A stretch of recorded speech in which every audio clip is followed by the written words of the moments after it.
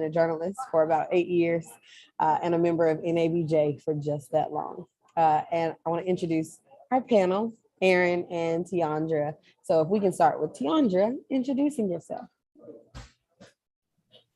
Hi, my name is Tiandra Reed. I am the owner of TV Consulting, which is an HR consulting firm.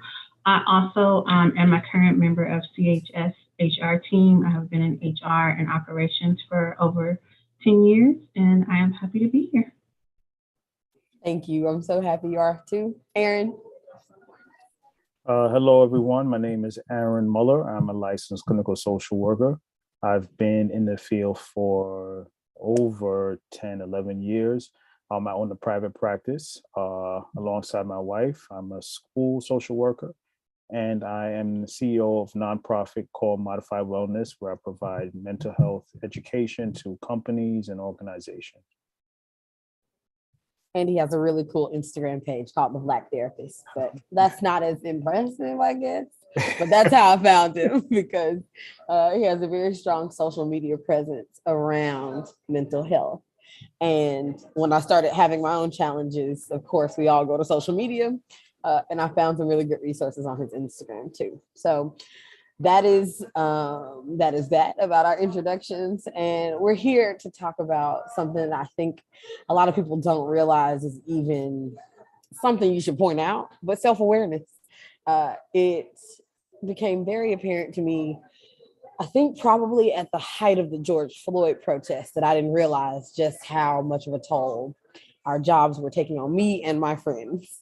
So that's why I said, I got to talk about this. So we did the first panel, and then I had my own struggles at the top of the year. So I'm like, we got to talk about it again, because I was reaching out to therapists and HR about what is available. And I realized a lot of my friends are like, you took a mental health leave. How? So let's just go back though to self-awareness and your emotions. So Aaron and Tiandra, if you can tell me what you think is self-awareness, whether professionally or personally. And Aaron, since your mic is already unmuted, let's start with you. Oh, so I would say self-awareness is the ability to focus on yourself and your actions. It takes a lot of kind of awareness, as the word states, really, and how if it may not match with what you're actually doing or saying. So in a lot of work that I do with clients in therapy, we're working with them towards self-awareness, because they may not be aware of the things that they're doing in their life that may be attributing, I won't say causing, but attributing to some of the things that's happening. So a lot of work is building around the capacity to be more self-aware. And that's a journey that it's not an easy one. It's not a linear process. It's a lot of ups and downs.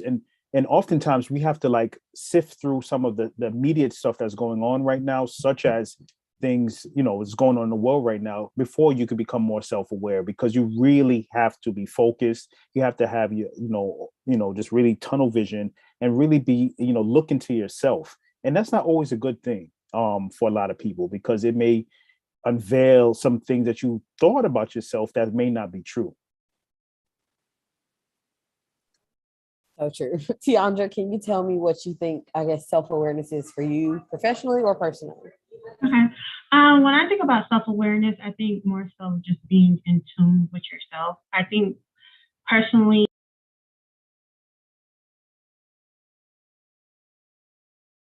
your self-awareness is not just compartmentalized from professionally to personally. I think it all ties into one.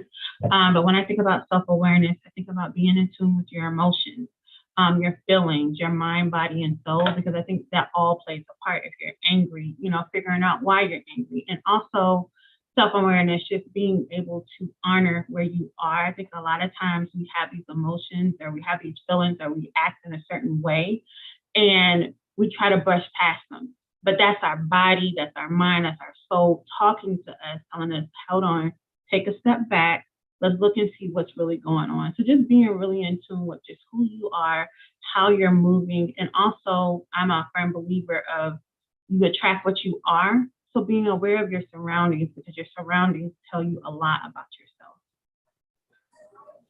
And I love what both of you said because it tied together something that I learned this year. And it wasn't just George Floyd that was getting to me.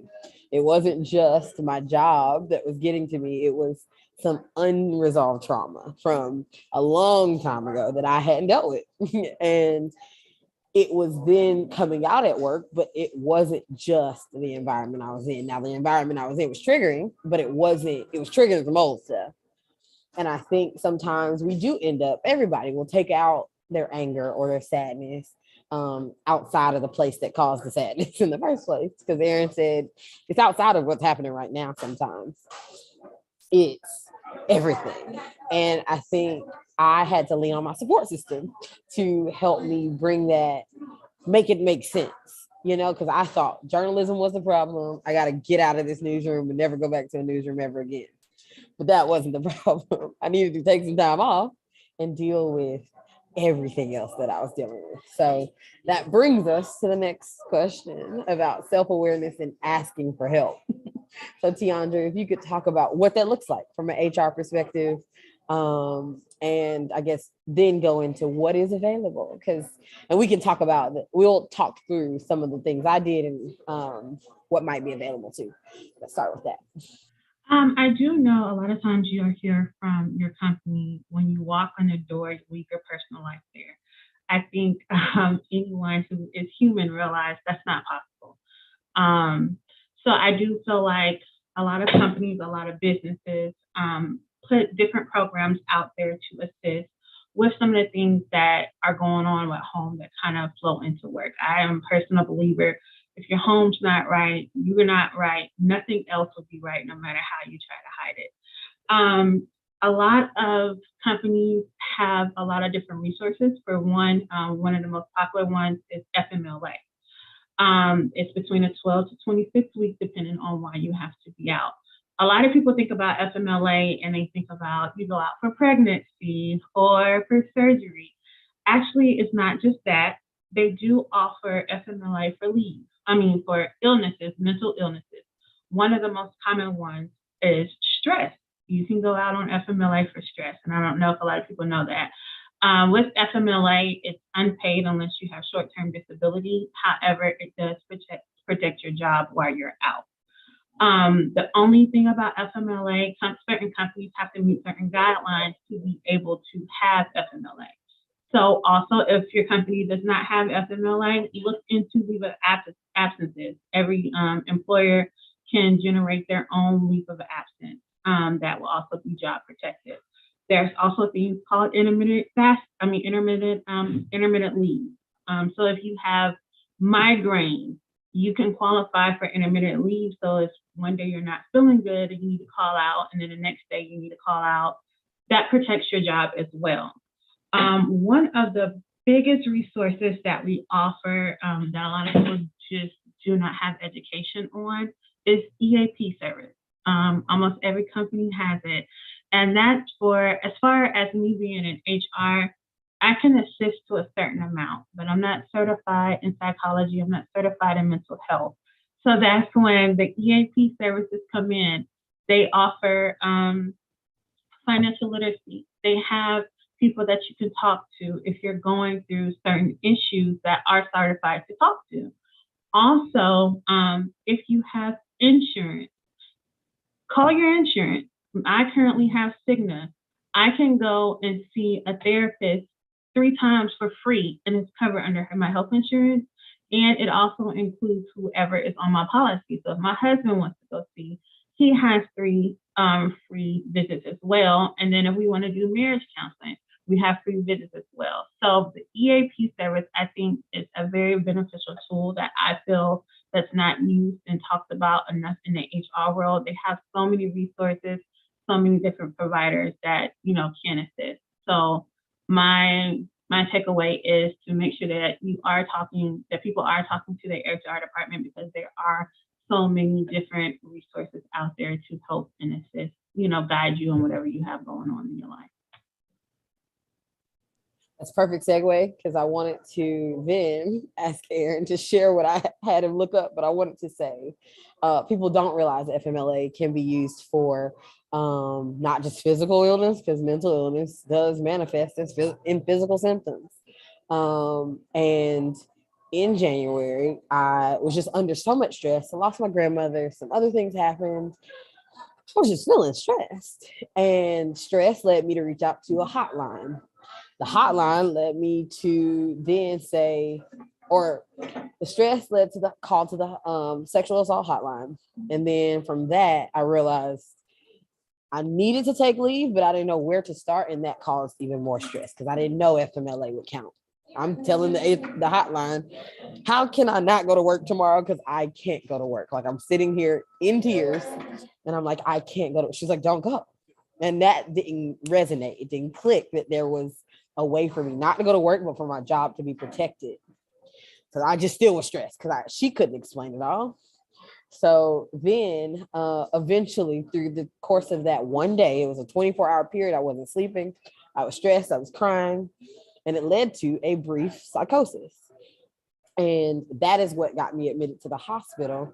But when I got to the hospital was like, not really sure what happened, but based on the symptoms that were documented by the people who admitted me to the hospital, they diagnosed me with a brief psychosis that was induced by stress. Because ultimately, the psychiatrist told me that it really was just stop stressing. He's like, you stress can kill you. So I want Erin to define psychosis as best as you can, the clinical definition. So it's a moment, is where there's an alter to your emotional state, where it becomes so impaired that you're not in the, I would say, right frame of mind or a reality, right? So reality is an altering mood, not mood, but just kind of reality is not really the same as everyone else. So some people have it for a brief moment or extended period of time, but that is psychosis, and that's often treated by therapists and psychiatrists with therapy and or medication. And luckily, I didn't need medication, but I was in a place where I could get it if I needed it. And I think we can then talk about just that stigma around even getting help. Like, me going to the hospital was a big step for my family, but it was necessary for me to be here today and be in the right frame of mind. So if you can talk about, Erin, like how you break down that stigma of getting help when you're so far away from being self-aware that you got to, like, it literally was, I was so, what is the opposite of self-aware? Unaware? Well, I don't well, know. yeah, I guess, yeah. Well, you were really in a really, for some people, a really deep, dark place, and that's sometimes, unfortunately, when people really have their back against the wall and get help. But oftentimes, I tell people that they were like this didn't just happen. Like, there was warning signals. The dashboard was lighting up with on like the car. It was showing signs along the way. And oftentimes, when we often go to the mechanic is when our car breaks down on the side of the highway. That's when we go and get the help. So thing is that because of the stigma, because of now I'm good, or we come from very strong culture in terms of like we take care of ourselves, or now you can't, we ain't got time to bend. There's things to do. You know, you come from a strong family, strong lineage, where we don't get help and we don't talk about our issues outside, or we go pray in the altar about it, and that all will be well. But in fact, there are policies and procedures and protocols and people in place to help you support that, whether it be file for FMLA, whether it be reach out to a therapist, whether it be explore medication if you need to. There are different strategies to help us. And that leads me back to Tiandra. So I guess I know when I was going through it, I think I might have texted HR. But what is the process to I guess, how do you normally handle that interaction with an employee who says, I'm tired, but I'm tired to the point that I can't do this? How does that look? Okay. I would also say just first go to who you're comfortable with. If you go to your manager, you know, is supposed to ultimately come to HR, or they can give you some little pinpoints. But I would say most definitely come to your HR person. We are trained and skilled to know how to navigate, and where we kind of have to draw the line and say, okay, we can't help you with this. Let's get you some help. So I personally would say the HR is like a motherboard. It's like mother, it's home. It's supposed to be a safe haven. It's supposed to be a safe place. So most definitely start with your HR department. And just in order for us to be able to help you, you have to be open to communicate. And that's what I realized most definitely is a barrier. Getting people to open up and say, hey, what the problem is. I can't help you if I don't know what's going on, type of thing. But you start with us. If I can sense that someone isn't comfortable, then I go ahead and I start providing that information, like I mentioned before about the Eap services, or hey, maybe you should take some time off. I'm quick to offer and say, hey, let me reach out to your manager and let them know we're going to give you a couple of days off, because sometimes people just need that time to just relax and not worry about. I think sometimes we get so caught up in, oh my God, I don't want to lose my job. However, we all go through stuff.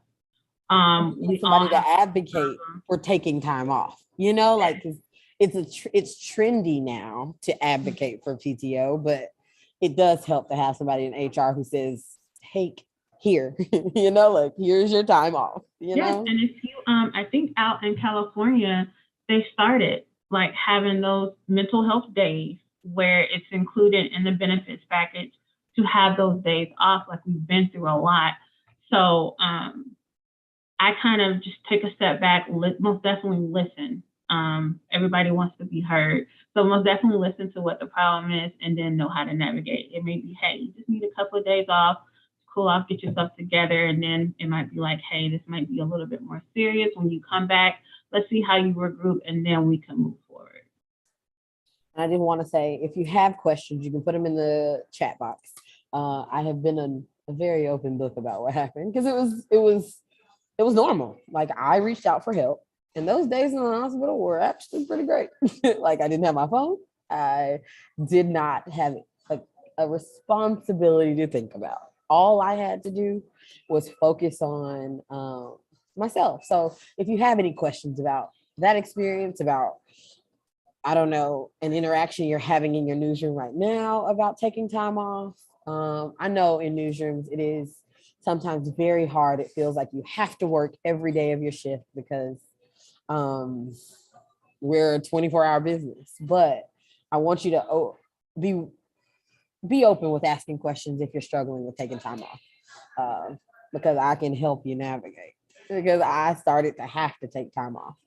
So if you have questions about taking time off, if you have questions about HR, if you have questions about therapy, we're all here to answer them, and we would love to take your questions. I would love to see what people are thinking about, because I've talked to my friends individually, but this, of course, platform is a lot bigger. So if you have questions, please put them in the box. You had something, Aaron? Amber, Go ahead. I was just making a suggestion because, this still kind of, you may not want to share. So, in this open platform, so I don't know if they have the option to everybody to rename, themselves as Love. And then, therefore we won't know who is who. And then feel free to answer, to ask any questions. So and I think you can also put anonymous, I think, also, if you put it in the Q&A box. If you type it in the chat, yes, change your name if you want to be anonymous.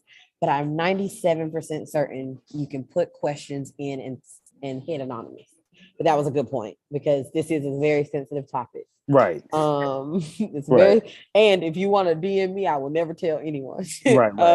You can send me a DM, but this is hard. It is hard. Yeah, because I'm thinking just the roles that you guys are is a very powerful role, and to have to say that something is wrong with me, is this some type of lash, or repercussions, right? In terms of like, okay, you're not fit to be, yes, to be on the 6 p.m. news or something. I have gone through. What's crazy is we'll take some time. I'm gonna get to Earl's question, but That is such a good point. And I'm so glad you brought that up, because when I was going through it, I was going through it quite publicly. I don't, and this, I've never said this publicly, but the night before I had to go to the hospital, I was on a really interesting Twitter rant. And I won't say your name. True. Yes. Good to say. So yes, if you have a question, I won't say your name. But the night before, I was on a very interesting Twitter rant, and we all know I was not in my right state of mind because I said some things that, just weren't, they lacked tact. They weren't incorrect. They weren't mean, but they just lacked tact. And it was things I should have said privately, but then I had said privately, and I just got to my breaking point. And for a long time, I did feel like not only did I feel like I wasn't fit to do the news anymore. I felt like anyone who saw my Twitter rant or any of my videos, well, I didn't do videos that night, but any of the videos after I got out of the hospital, they might have thought, oh, she can't do the news anymore. So I appreciate you bringing that up, because I want to tell anybody who might feel like that your mental health problems make you unfit. It's not true. Like, period. Because we all undergo so much stress. And I say this because the room will understand. I hope this doesn't bother Aaron or Tiandra, but we see a lot of stuff. And I know for a while I was replaying bodies I'd seen, like at crime scenes, because as a journalist, we have to monitor stuff like that so that we don't record it. But because we shield the public from it, doesn't mean we're shielding ourselves from it. So I was literally looked like at scenes where we knew that there were multiple people down, for lack of better terms. I was then having to look for them. And I saw things I didn't want to see. And I know a part of that led to where I had to go. So I knew it didn't make me unfit. I just had to do my job in a way that protected myself a little bit better, if that makes sense. Because I didn't cause my mental health trauma, like a lot of other people caused my trauma. What did Aaron say? A lot of other people attribute it to my trauma. So I just wanted to say that for journalists who might be feeling unfit because of what they're going through, that you're not, and with proper help from therapy and whatever else you seek, like whether religion is a part of that or not, no matter what you go through, it doesn't make you unfit to be a journalist, because I got a new job in a newsroom and I'm using the things I learned in therapy to be a better journalist. Thank you for coming to my TED Talk. So let's answer this question from Earl. What do you do if you need to take a day off for mental health, but you can't do it in a 2-week notice? Tiandra, answer this after I answer it, but I think he's saying you need to take a day off for mental health, but I assume your newsroom might ask for a 2-week notice, maybe. So I'm going to tell you what your supervisor and your manager won't tell you, because they need to run a business. A company cannot deny you from taking a day off. I think what he may be referring to is companies will say, hey, if you need to take time off, we need a notice so we can prepare for the business. That doesn't happen all the time. So I would suggest, I wouldn't personally go to your supervisor or your manager, because you might get that pushback, because they have a job to do, which is run a business. I would go straight to my HR department. Like I said, we cannot deny you from taking time off, especially for mental health. Another thing that I tell your company won't tell you, we have certain guidelines that we have to follow. So if we deny someone from taking a mental health day, and that is documented, and something happens, a company that falls back on us, and it's a liability issue. Companies don't want liability issues because that's legal, and then it has to go to litigation, etc. So I would suggest go to your HR person. That cannot be denied. A company should not fire you or retaliate against you for taking that time off. It's not that we have to honor not only if you are unable physically fit to do the job, but if you're not mentally fit to do the job, we have to allow you that time to get yourself together. So go to your HR, talk to them. Like Amber said earlier, you don't have to get into the weeds of your issue, but then they should be able to know how to navigate and make sure you have the resources you need to take care of yourself. And that goes to Aaron. So Aaron, when somebody, what does it look like to feel mentally unfit to do your job? Because I know I struggled with when to take a mental health day. Eventually, I just started taking the Merle because I was sick. I felt sick. I felt like I couldn't get out of bed, and I just had to say, I can't get out of bed today because my brain won't let me, you know? Yeah. So what is that? Like clinically, I guess, what is being mentally unfit feel like for people? Well, your body, well, even though for everyone, they respond differently, but definitely there may be difficulty getting out of bed, maybe difficulty sleeping, or maybe just oversleeping. Our body responds very differently. Just not want to go to work. You may just be, tearful, crying. Or when you get to work, you are unable to function and perform your duties. You may even notice a lack of interest in doing things that you used to do for fun and activities. You maybe just be more recluse to yourself. Those are all signs of possibly something going on. And before all of this happened, you may start to feel kind of a sense of burnout, perhaps, which is another interesting topic I like to have conversations about. It's just really about what burnout looks like, and it may be starting to creep to where that the need for taking some time off may be coming into play, because it may be something surrounding your job or something like that. So it's very important to kind of be mindful, and that's where the awareness comes in, being mindful of maybe a decrease in work performance, a decrease in just interest in things that you used to do. And for organizations, when I talk to leadership, is that you want your employees to be productive. You want your staff to want to come to work. So I think companies and organizations needs to create a culture of wellness.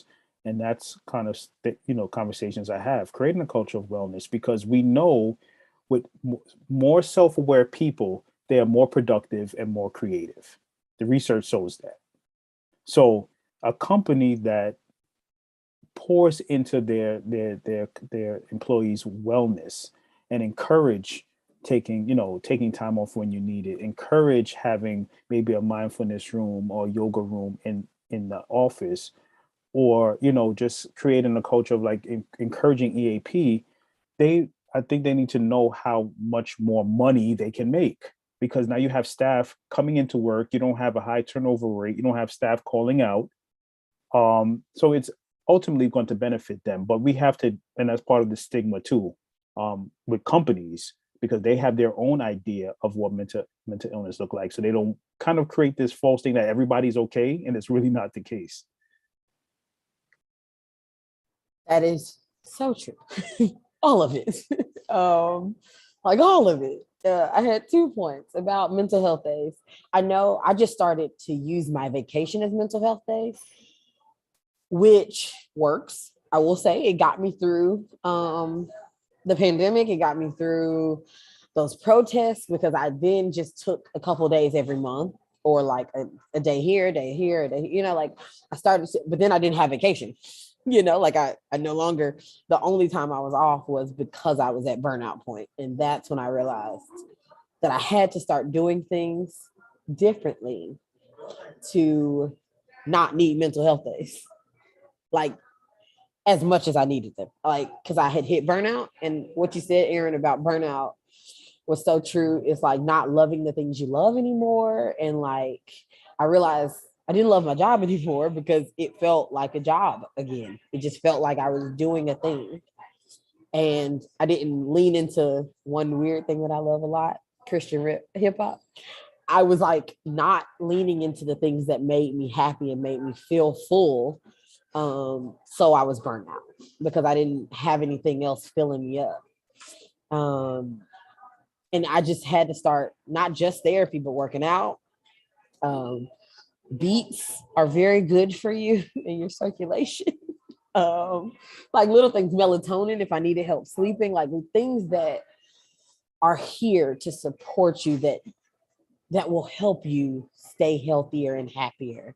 So that I didn't have such a strain on my mental, including therapy. Like therapy was like 1000%. Like I needed that, but I also needed to supplement therapy with things that made me happy. So we can talk about that a little bit too. What are some things y'all do that help keep you sane? Andre? Music most definitely is my go-to.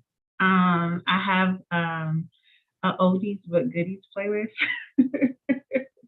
with Al Green and some Sam Cooke. I love music because when you think about it, we are a vibrating force. So to be on that same level and have that connection. Of course, I'm a woman, so shopping gives me it's very therapeutic, especially when I can find a sale or a bargain or something. I'm a very big family person. When I'm in those moods, I call my sister, I call my mom, I call my dad, just to kind of get my mind off of things. Go for a walk. Sometimes we do need to be alone, but maybe not in our four walls of our home. So just getting out, walking, feeling the fresh air, walking past someone, smiling, telling you, hey, may put you in a good place. So those are the kind of things that I do when I kind of just like, okay, I need to step away and take a break. What about you, Aaron? What are some things you do and some things you tell people to do? Well, I'll start with what I tell people to do because I need to improve on my own self stuff. But I would say for people, I definitely, explore things that they love because I think it needs to be relevant to, what you enjoy to do. I do give suggestions. There's some clients I have to encourage actually starting to document, like writing things out and journaling and they really find it helpful just getting those thoughts out of your head and getting them on paper. And some folks use their phone and write notes and find it really helpful. Starting whether it be yoga, mindfulness, increasing your prayer life or listening to music are all great therapeutic tools.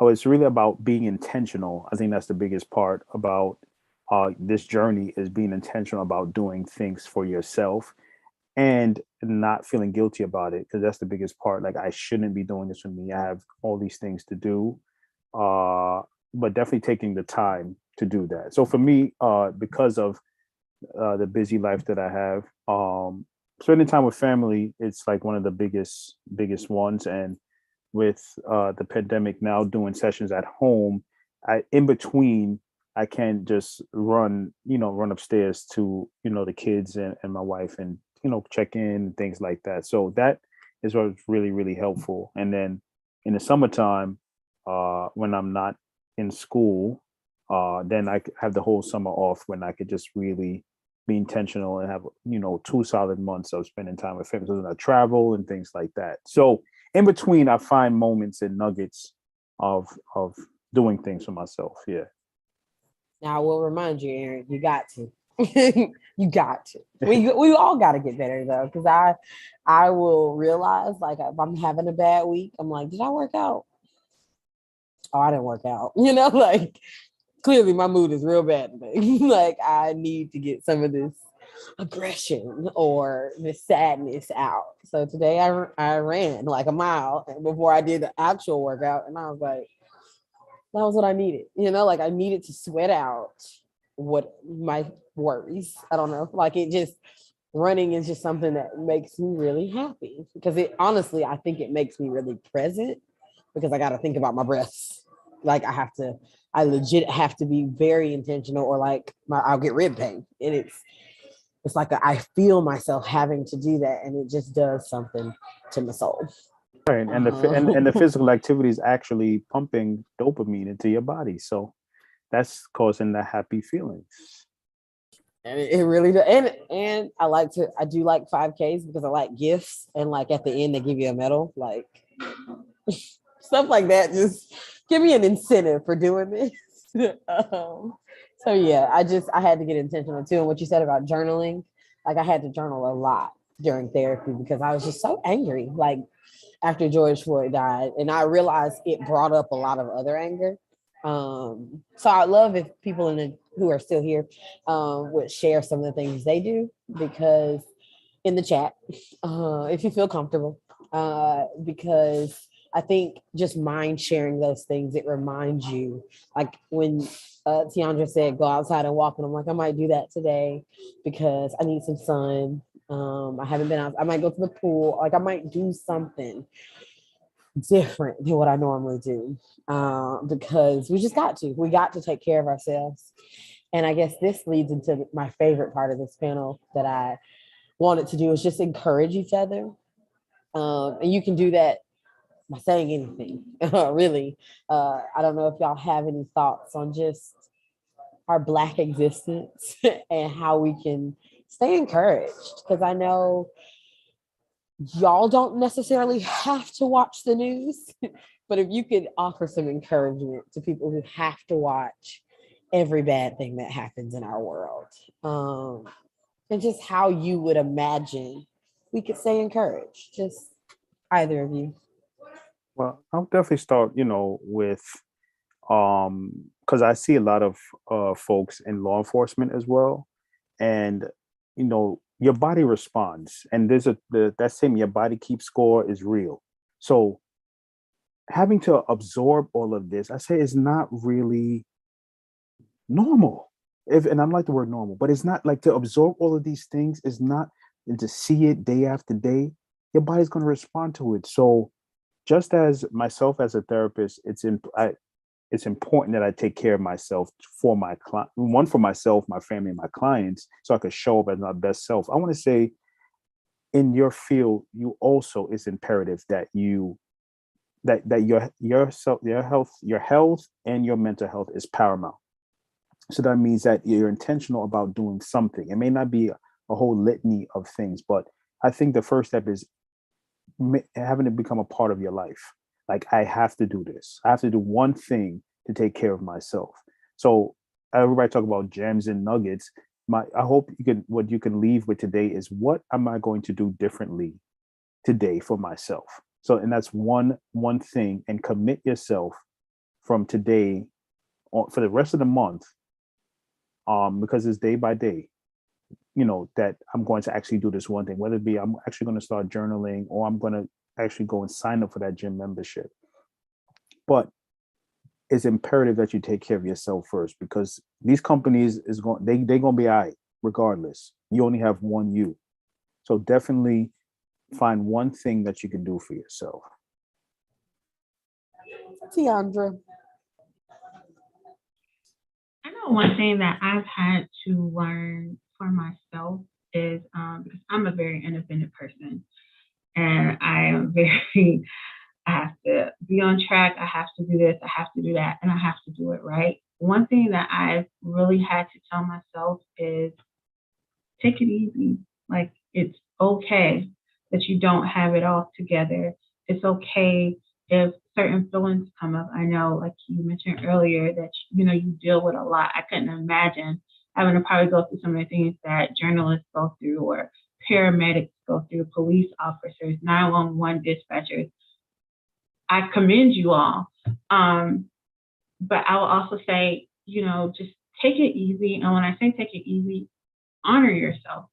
If you see something that upsets you, your feelings are valid, and how you feel is valid. But also have tools in place to not leave you in that space, whether it is seeing a therapist, whether it is someone to go to things that we talked about, to kind of keep your mood going, or whatever that is. I call it, where's your toolbox? Because life happens, and it's not going to stop for us because we're in our feelings or we have a job to do.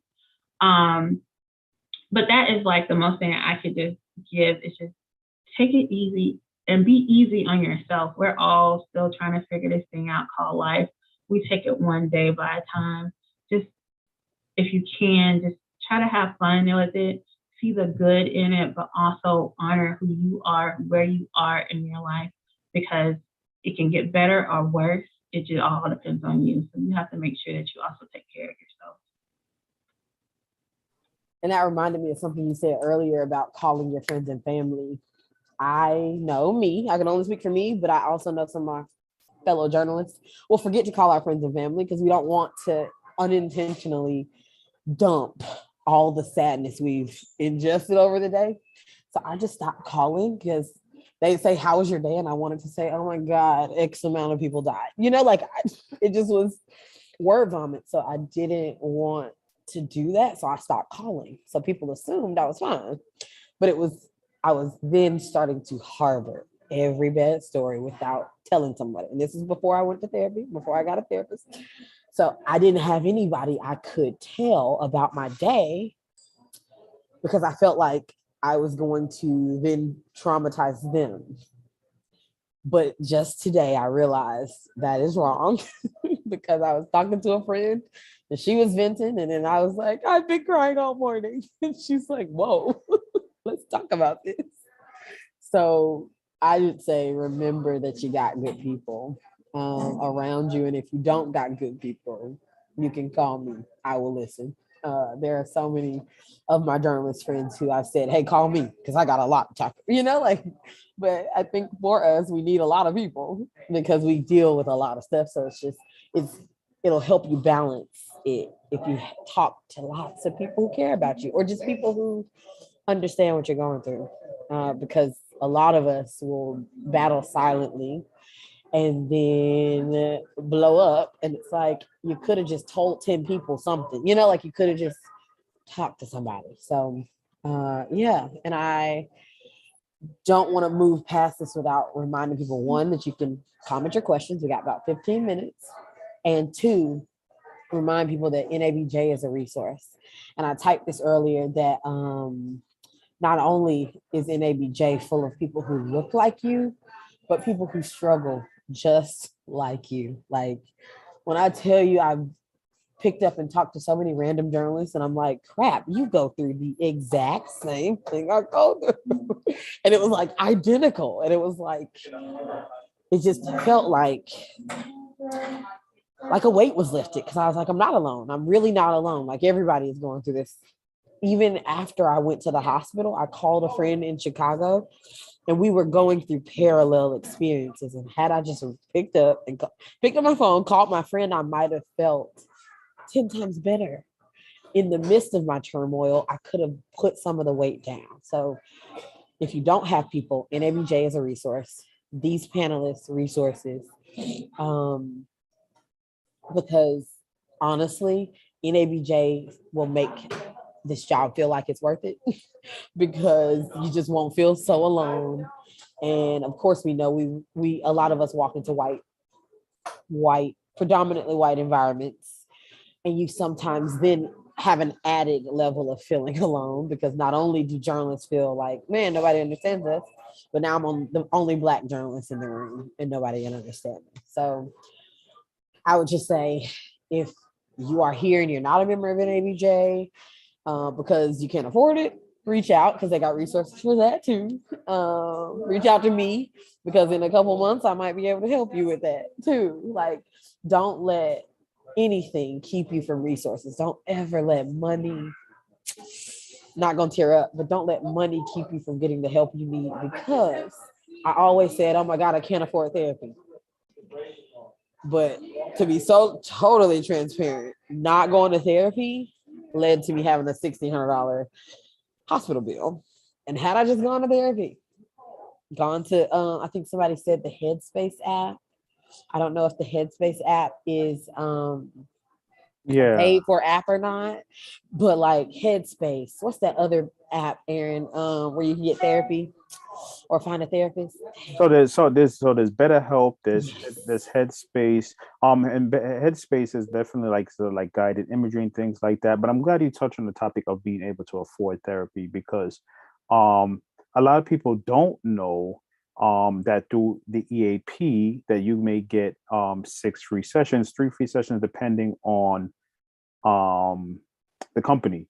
But I just want to talk about, some folks may have kind of mistrust because they feel that the EAP is connected to the employer, so their information may get to the employer, and that is actually not true. And it's actually, they could be liable about sharing information because it's supposed to be confidential. I told my I know mom. I felt that. I felt that. Yeah, I told my mom about it, and she reached out and through her job and got it, and she really enjoyed it. So I referred my own mom to EAP. Told about it at her job. Because people don't realize No, people don't. it's Yeah, literally free therapy. Because I want to say I got to just pick a therapist off the list, and then I took a form to them, and they figured out the rest. So whether it's 3 sessions, 6 sessions, something, it'll at least get you started. Because I want to say, like in my first couple sessions, the biggest things we went over were grounding techniques, and I still use them to this day, even when I can't go to therapy. So just go ask, because all you have to do is, I think, ask for the EAP authorization code from HR. I think that's right, Tiandra. Like you just have to ask for how to get there, because sometimes there's a portal online and there's a code you use. Like just ask for EAP. No one will judge you. Even if they do, it doesn't matter. But like, no, it doesn't matter. Just go get the help you need. Let me move on down my list. Anyone have any questions? I do want to make sure you can ask questions. Let me check the Q&A box. Ooh, we just got a new message. Okay, so I want to say Aaron might know a little bit more too, but when you max out on your EAP sessions, there are some funds for mental health assistance. I'm not going to misquote NABJ, but I want to say someone from NABJ shared with me a resource that paid for therapy. If you want to send me a message, the person who sent that message, send it to me, because there is a fund that was growing to help journalists specifically with mental health assistance. I want to say they approved me for $160 to pay back a therapist that I had already paid for therapy. So when you max out EAP, there are funds.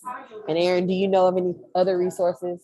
yeah. So What's that page? Oh, sorry. yeah, There's so a page on Instagram. yeah, so there's a few. One I want to say is, I'm not sure if everyone does have coverage with it. I don't know if you're a freelance, if some people are in a freelance space, so you may have to pay out of pocket.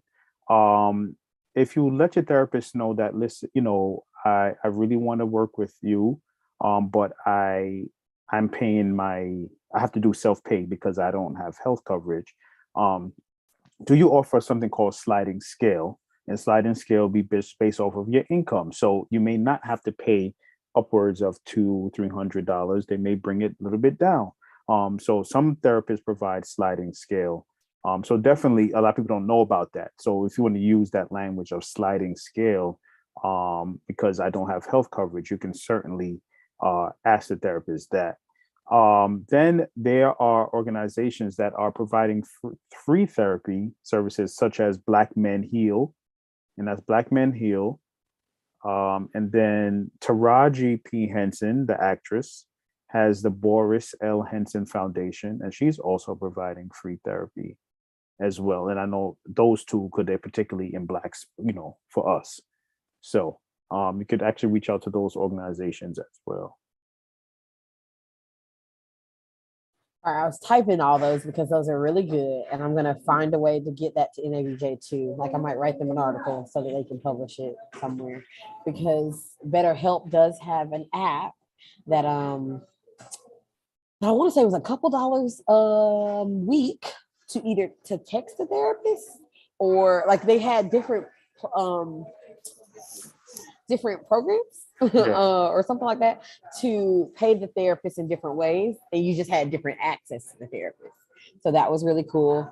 I will double check. We have one question in the Q&A box. Let's see. But before I say something about this, Aaron, you said ask your therapist too, because sometimes they have programs that will help pay for therapy. Right. Like, don't hesitate to ask. And your insurance. And if you don't have insurance, because I'm a freelancer right now, and it's modified insurance. So just ask. Just ask. Yeah. And one last thing is that some therapists, and we're not supposed to provide free services, but especially I know a lot of my Black colleagues, we know the challenge, and we There's some therapists who like, some clients were like, we allot certain amount, just like we're not charging, I'm saying, pro bono. And there is in the guidelines that we can have pro bono. So don't be afraid to ask. Closed mouths definitely don't get fed. So definitely just saying I'm interested and just I'm having, any, challenge, any ways to help with like hardship. I would like to continue. A lot of my clients just stop coming. Whether they say, I didn't have the money for the copay. I'm like, well, I said we could work around. I don't want you to miss a whole therapy session because you did not have the copay. While, legally I have to accept it, but I'm not going to penalize you. There's always next week. There's always 2 weeks from now, so definitely just having a conversation with your therapist. And I found a therapist who was her rates were really low because of who she wanted to attract. And then after I hit my deductible, granted, because I went to the hospital, so I don't suggest that. But after I hit my deductible, it was only $12 a session. So please ask. And then even when I couldn't pay her, she's like, okay, we still gonna meet at 3 and we're gonna figure this out. But I'll end here with this question because I assume it is for me. As a recent graduate, class of 2022, how can I get to know myself better outside of being a student to know myself better in order to thrive in the field of journalism? That is a very loaded question. I would love to talk to you more, so you can message me on Instagram and we can talk about it, because I've talked to a lot of journalists about, because when I was about to quit, I didn't want to sway anyone away from journalism because journalism is essential. But what I had to do is build a circle, build a tribe. I have 2 mentors, one that I met who told me to join NABJ and another that I met in NABJ. So find a mentor who can help you ask yourself important questions, because their questions made me challenge who I thought I was, who I wanted to be. And then I decided who I wanted to be. And then I worked towards being that. So when I said I wanted to be an empathetic journalist, to live with empathy for people you don't know, you have to take care of yourself. And I was doing a horrible job of taking care of myself, but I was taking care of myself so that I could pour into other people. And eventually I realized I couldn't do that alone. So that is how I am able to thrive in this industry. It's because I lead with my heart. And I said, if I ever got desensitized to where a sad family didn't make me sad, I didn't want to do this anymore, because then I lost my level of empathy for people. I said, if I ever got to that point, I would leave, and I did, because I had to go then recenter so that I could go back into journalism.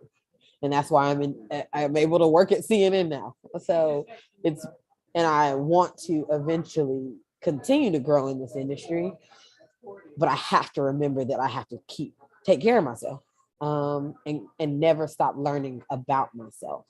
So this self-awareness topic is honestly how I am able to thrive. Self-awareness, being cognizant of what makes me cry, what makes me sad, what makes me mad, and then figuring out how to navigate those emotions better. So to whoever that is, get a mentor is ultimately what I'm saying. I found a mentor early who challenged me about a tweet. She said, why you tweet that? That's not who you are. And that mentor is amazing. And she is a member of NABJ. Both of them are. NABJ offers year-round training, development, and networking opportunity. Oh my God, yes. So to answer your question, I also joined NABJ because that was the first thing I did. And that if you are not already a member, you can join our family and renew your membership. And even when I couldn't pay for NABJ, I still stayed connected to my people, because had I told any of them I couldn't afford it, they would have paid for me. And because that is the type of family I've built and the type of mentors I gained. So get a mentor, get a mentor, get a mentor. I got 2 amazing ones, and I will share them for a fee. Not really. Any last final thoughts, guys? Aaron or Tiandra, as we wrap this thing up? I still want to ask Aaron to provide some feedback, because I do know, like in our community, therapy, getting that professional help is not something that's very common. And you hear a lot of people say, oh, I'm not doing therapy, but I've never heard anyone say once they've gotten in therapy that they hated it. I've always heard people say, oh my God, this is the best thing that I have ever done. And I wish I would have done it sooner. I had to date therapists. I had to date around though. I had to find one that really fit me. Right. But when you did, it was like, man, where has this been this whole time? Yeah. And I think more so I'm referring to men is very challenging. So do you have any, because I do know, like, I hear a lot, oh, I'm not telling my business to no one. They're going to tell me what I need to do in therapy. I've been through it and I know it's nothing like that. So do you have anyone who's hesitant but want to take that next step, just some type of feedback on encouraging words, not necessarily on what to expect because everybody's journey is going to be different, but just something to kind of help them push to take that next step? Because I do think mental health is important. I do think therapy is very important. We suppress so much stuff that it has a physical effect on us, a mental effect on us, and it shows up in how we live our lives. Absolutely. That's kind of the work that I do. Using Instagram, I use my platform. I have a slogan that I trademarked this year called Black Kings Need Therapy Too. And that was essentially because we are the last to get therapy. White women go, white men go, and Black women go to therapy. But Black men are least likely to get the help that we need. And as you can see, we endure and go through a lot. So, and it's because of these stigmas that we kind of have in our heads about mental health and getting help. So really it's just continuing to have these conversations and as we can see artists and rappers is talking about it more. So I'm excited. We want just more conversation, normalizing it and how important it is. And then just them hearing that it's okay to get the help. And therapy is not someone telling you what to do. You're driving the car. Your therapist is merely on the passenger side. And I love to use that analogy because we have this idea of the therapist telling you what to do. This is, yourself, yourself the best, but you're getting kind of guided, help to kind of tell you to point out, watch out, this is maybe why you're having these same situations and just to guide you in the right direction. So hopefully that, we can turnkey this information to everyone that we know and that, our brothers get the help that they need. But this is definitely still a work in progress. We've come a long way. I just saw in Complex that they had an article about rappers that are talking about they've been going to therapy, and they were talking about Drake and Jay-Z. But there's so many rappers, Kid Cudi and Kendrick Lamar just talking about it. So it's everybody's heard about it. It's just really building that trust now and building their own capacity and actually going to do it because it's a big deal. It's really a big deal. It really is. And I just thank y'all for sticking around with us for this webinar, and it will be posted online. Thank you so much to NABJ. You made this process so easy. Thank you to the panel. I'm so happy we did this, and there were so many good gems. So I hope y'all enjoyed it. Thank you so much. And remember, Aaron said, do something for yourself today. So do that today. Bye, y'all.